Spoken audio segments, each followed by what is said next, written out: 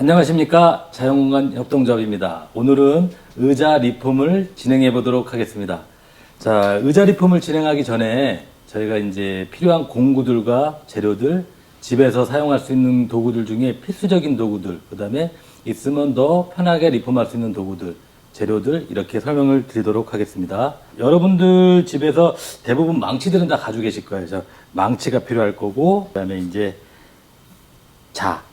그 다음에 이제 사포는 두 가지를 준비를 하셔야 되는데, 우리 사포를 보면 뒤에 이제 번호가 쓰여져 있습니다.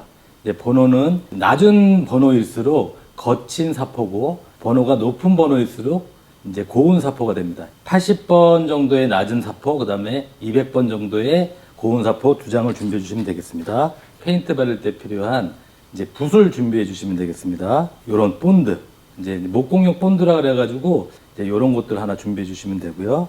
그 다음에 집에서 이제 사용하시는 요런 톱, 요 정도가 기본적으로 가지고 있어야 될 재료가 될 수 있겠습니다. 자, 요 정도가 이제 기본적인 공구들하고 재료들이라고 보면 되고요.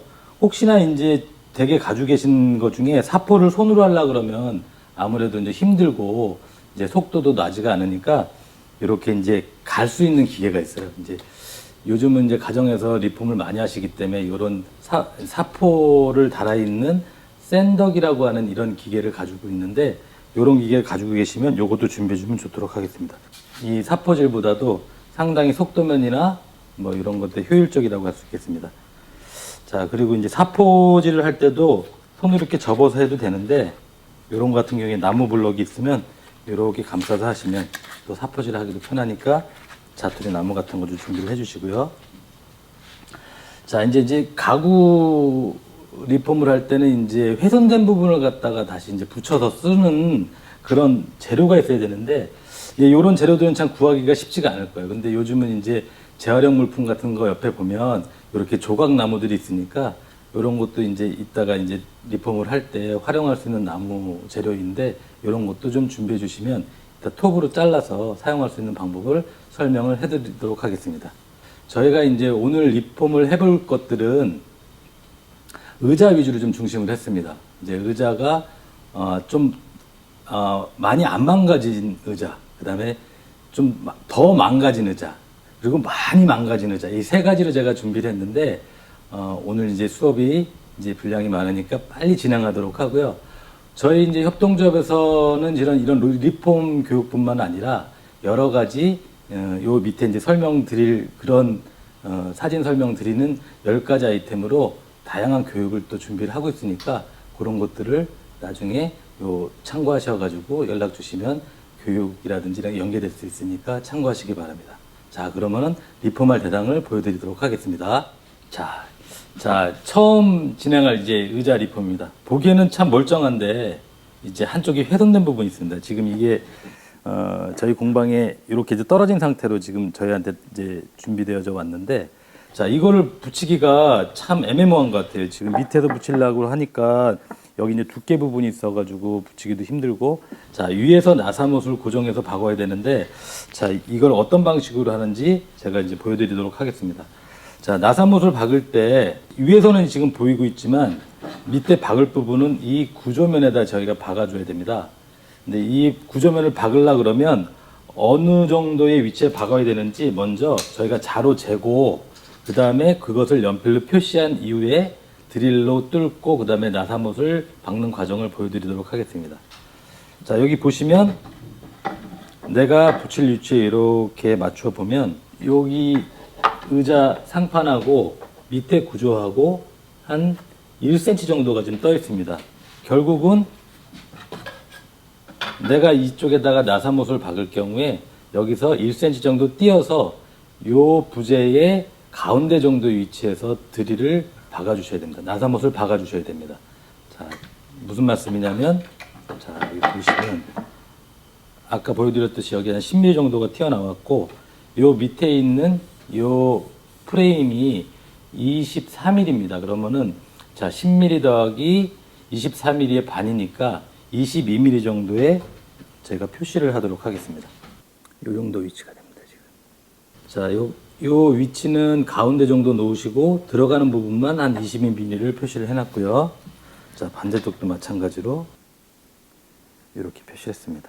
자, 뒷부분도 마찬가지로 지금 자로 재어보니까 10mm 정도니까 똑같이 22mm 정도를 가운데 표시하도록 하겠습니다. 저는 이제 드릴 이렇게 두 개를 가지고 있다 보니까 한쪽은 구멍을 뚫고 한쪽은 나사못을 박을 수 있게 두 개 다 이렇게 대놨는데, 여러분들은 이거 집에서 사용하실 때는 요 드릴 구멍을 뚫을 수 있는 도구와 나사못을 박을 수 있는 도구를 번갈아서 바꿔서 사용하면 되니까 하나가 있어도 상관은 없습니다. 자, 이 부분에서 먼저 나사못 박을 부분을 드릴로 박아주는데, 이것을 적게 박으면 안 되고 요 끝에 부분에서 10mm 정도, 한 1cm 정도를 더 내려서 박을 수 있도록 해주시면 됩니다.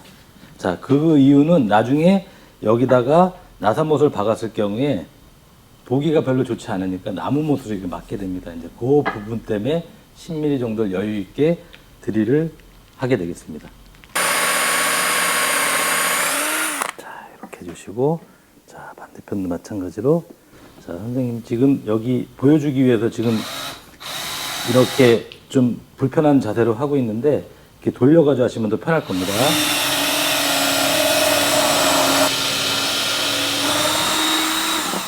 자, 박으실 때는 한 손으로 박아도 되는데 힘이 부족하면 뒤에서 눌러가지고 더 잘 들어갈 수 있도록 해주시면은 작업이 훨씬 편하실 겁니다.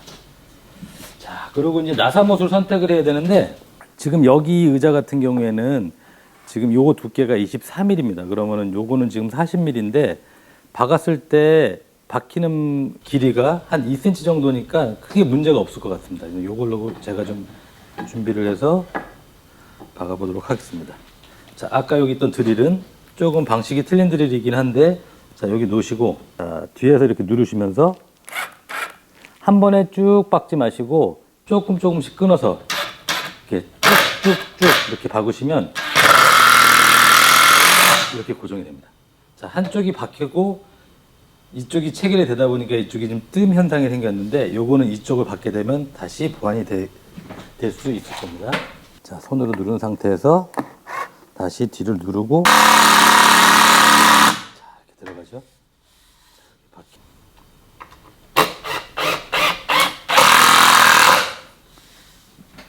자, 보시다시피 구조적으로 이제 완성이 됐는데, 지금 이 상태대로 사용하기가 좀 미관으로 좀 이쁘지가 않죠? 자, 이 부분을 어떻게 완성을 짓냐면, 자, 요런 이제 나무못을 이용을 하게 되겠습니다.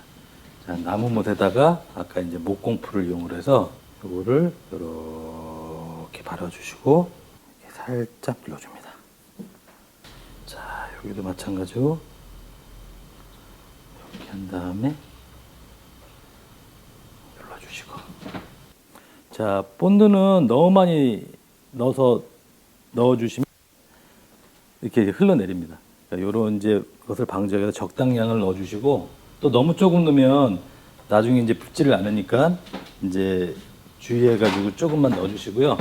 자, 혹시 이제 흘러나온 본드들이 있으면 나중에 이제 본드로 인해서 여기에 단차가 날 수가 있으니까 이거를 잘 닦아줍니다. 망치를 이용해서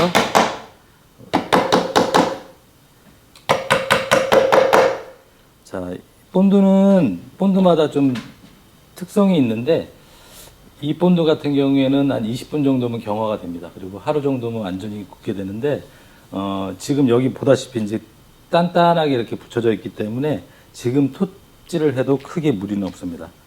자, 톱을 여기 아까 저 보여드렸던 톱을 이렇게 준비를 해주시는데, 뭐 이렇게 그 작은 톱이 아니더라도 이렇게 선생님이 가지고 있는 큰 톱 같은 거를 이용하시면 훨씬 더 편하게 작업을 할 수가 있을 겁니다. 자, 그러면 이제 여러분들이 이제 작은 톱들을 주로 많이 가지고 있을 테니까 이 작은 걸로 한번 해보면, 톱 방향을 내 몸으로 하게 되면 잘못하면 다칠 수가 있으니까 톱 방향을 바깥으로, 그리고 내 손도 바깥에 두지 말고 안쪽으로 두고 이렇게 진행을 해보도록 하겠습니다. 자, 방향은 톱 방향은 나무가 결이 지금 이렇게 있습니다. 그러니까 결의 이 반대 방향이 아닌 결의 방향으로. 자, 근데 결의 방향을 했더니 이게 좀 걸리죠? 자, 그럼 이제 약간 사선으로 이럴 경우에는, 그래서 슬금슬금 이렇게 해주시면 돼요. 처음에 이제 톱질을 할 때는 이게 걸리는 경우가 있을 거예요. 그거는 너무 힘을 많이 줘서 그래요. 그러니까 이거는 아까 선생님 슬금슬금이라고 얘기했는데 살살 위치를 딱 잡게 되면 그때부터는 이렇게 잘라주시면 돼요. 자, 이렇게 해서 잘라지고 또 하나는 자, 보다시피 여기 나무 못을 이렇게 칠하고 나무 못을 받고 보니까 뭐 그냥 놔둬도 크게 무리 없을 정도로 미관적으로 아까보다는 훨씬 나은 모습이 된 것 같아요. 자, 요렇게 끝내도 되지만 지금 이 의자를 보니까 기존에 이제 오일이라는 도료로 이것을 이제 칠을 한 상태입니다. 그래서 요거와 비슷한 것을 바르면 더 이쁠 것 같아서, 그리고 또 리폼을 할 때는 페인트도 쓰지만 이런 오일도 사용을 하거든요.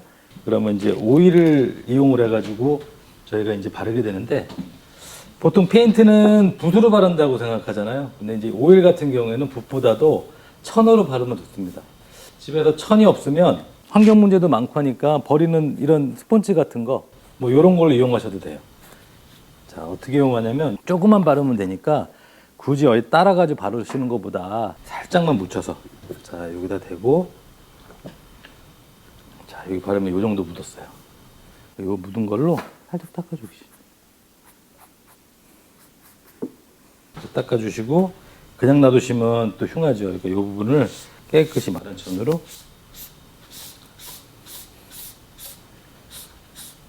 자, 이렇게 끝내주시면 간단한 리폼을 완성을 하였습니다. 자, 선생님은 지금 여기 있는 좌판을 리폼하고 보수해서 리폼하는 과정을 보여드렸는데, 이런 부분만 있지는 않겠죠. 제 다리가 망가지는 경우도 있을 거고, 또 옆이 망가지는 경우도 있을 거고, 여러 가지 경우의 수가 있을 거고, 제가 의자는 보여드렸지만 다른 가구도 마찬가지입니다. 만약에 이제 어떤 것들이 문제가 생겼을 때 그 부분들이 이런 식으로 나사못을 이용한다든지 못을 이용해서 체결을 해주시면 되는데, 이번 같은 경우에는 그 체결할 때 나사못만으로 체결했는데 그 부분 아니라 여기다 본드를 같이 해서 해주면 더 강력한 보수가 이루어질 수 있을 것입니다. 자, 아주 기초적인 과정에 의자 보수를 마쳤고요. 자, 이제 두 번째로 저희가 이제 중간 정도 단계, 이제 페인트를 통해서 저희가 가지고 있는 것을 좀 느낌도 다르게 하고, 그 다음에 이제 사용하는데도 더 편리하게 사용할 수 있는 페인트를 통한 리폼 과정을 설명드리도록 하겠습니다.